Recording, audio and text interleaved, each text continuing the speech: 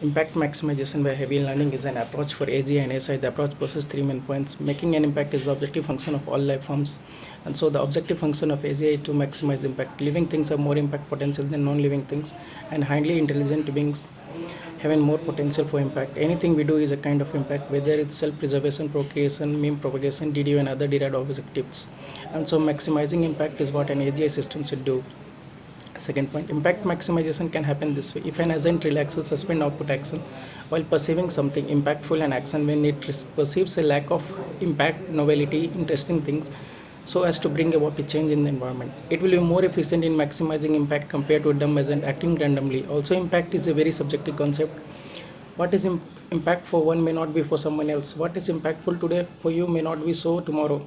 Hence, we cannot have a solid mathematical framework for impact based on a measure of activity or entropy or anything else. Hebbian rule automatically result in impact maximizing behavior as when presented with the same input again and again, usually associated with lack of activity or impact. The same pathway gets excited, leading to a quicker flow of activation to the output region, whereas hence something new is perceived activation travels through a newer pathway and hence takes longer to go to the output, therefore temporarily suspending output action. So conversely, it is not an impactful input that makes the system relax, but what makes the system relax is what is considered impactful for the system in that moment, and vice versa.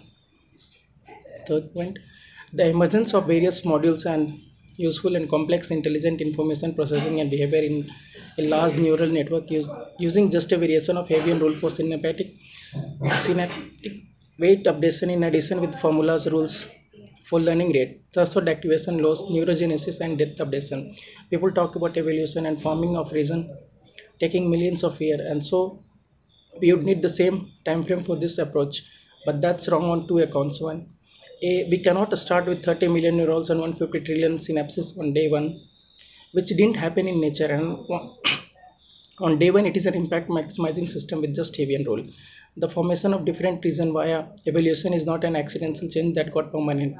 The reason were shaped by the biological rules such as Hebbian and other homeostatic factor. So no random accident components here that requires to form the different region in brain just based on what is exposed to the brain. Reason can form so many different association, representation, and other desired qualities such as remembering, abstraction. It is as demonstrated here.